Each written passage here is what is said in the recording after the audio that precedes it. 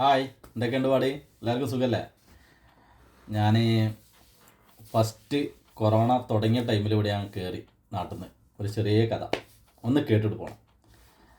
Corona first തുടങ്ങുന്ന സമയത്ത് ഇങ്ങോട്ട് കയറി അല്ലൈൻ മസിയാദ് എന്ന് പറഞ്ഞ സ്ഥലത്ത് ഞാൻ ഡിഫൻസിലേക്ക് വന്നിരുന്നു. അവിടുന്ന് പിന്നെ നേരെ അല്ലൈനിക്ക് അവിടുത്തെ അർബാബ് വീട്ടിൽ കൊണ്ടുപോയി. ഞാൻ വന്ന് മൂന്നാമത്തെ ദിവസം എയർപോർട്ടൊക്കെ അടച്ച്. അങ്ങനെ അവിടെ വലിയ വീട്ടിൽ അവർ മക്കളൊക്കെ കൂടുതലുണ്ട്. അപ്പോൾ അവിടെ ഞാൻ വന്ന് ഒരു മാസം അവർ കൊണ്ടായ അർബാബിൻ്റെ വീട്ടിൽ നിന്ന് അത് കഴിഞ്ഞ ദിവസം അവരെ ഉമ്മാൻ്റെ വീട്ടിലേക്ക് മാറ്റി. എല്ലാവരും ഉമ്മാൻ്റെ അടുത്ത് വന്നിട്ടാ ലീവുള്ള ദിവസം ഫുഡ് കഴിക്കാം. അങ്ങനെ അവിടെ നിന്ന് പിന്നെ കൊറോണ ഇതായപ്പോൾ സ്ട്രോങ് ആയപ്പോൾ അവിടെ വർക്ക് എന്നുണ്ട്, മാസം ശമ്പളവും കിട്ടും. സംഭവം സൂപ്പറായിരുന്നു. കൊറോണ എൻ്റെ അർബാബിനെ പിടിച്ച് വിറ്റ് വരുന്നത് കേട്ടോ. എൻ്റെ അർബാബിന് കൊറോണ പിടിച്ചപ്പോൾ അവിടെ മജിലിസ് ഉണ്ട്, ഫുഡൊക്കെ കഴിക്കണം. അവിടെ ഇരുന്നിട്ട് എന്ത് ചെയ്ത് അവിടെ മൂപ്പരിന്ന് കൊറോണ വന്നു കഴിഞ്ഞാൽ ഹോസ്പിറ്റലാണ് പോക്ക്, പിന്നെ മാറ്റി ഇതാക്കലാണ്. അപ്പോൾ ഞാൻ എന്ത് ചെയ്ത് മറ്റേ അർബാബ് മജ്ലിസിൽ അവിടെ നിന്ന് ഞാൻ എന്ത് ചെയ്ത് ഫുഡ് ഉണ്ടാക്കും. ഞാൻ അവിടെ നിന്ന് സാധനം കഴിഞ്ഞാൽ ഓർഡർ പറയും. അപ്പോൾ ജനൽ തുറന്നിട്ട് മൂപ്പര് കേട്ടിട്ട് ഒക്കെ എന്നോട് വിവരം പറയും.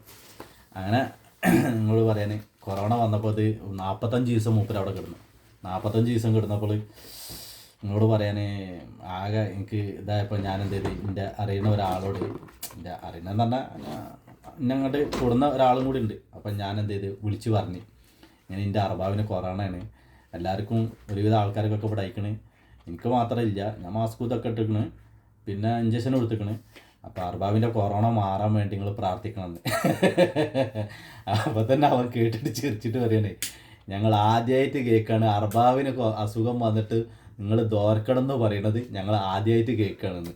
അത് ഞാൻ പറയാൻ കാരണം വേറെ ഉണ്ട്. എന്താണെന്നറിയോ, ഞാൻ ആ കൊറോണ സമയത്ത് 2.5 കൊല്ലം അവിടെ നിന്നപ്പോൾ ഈ 2.5 കൊല്ലം എൻ്റെ നാട്ടിൽ അയൽവാസിയിലാണെങ്കിലും ശരി പണിയില്ലാതെ ഓരോരുത്തർ കഷ്ടപ്പെടുമ്പോൾ ഫുഡിന് വരെ പൈസ ഇല്ലാത്ത സമയത്ത് കഷ്ടപ്പെടുന്ന സമയത്ത് എനിക്ക് ഈ 2.5 കൊല്ലവും ഇവിടെ പണി ഉണ്ടായിട്ട് മുടങ്ങാതെ മാസം 1-ാം തീയതി ശമ്പളം തന്നിരുന്ന ആ വ്യക്തി, ആ ഫാമിലി, ആ കുടുംബം, അവർ കാരണം എൻ്റെ വീട്ടിലേക്ക് നാട്ടിലേക്ക് എൻ്റെ വീട്ടിലേക്ക് പൈസ അയക്കാൻ എനിക്ക് പറ്റി.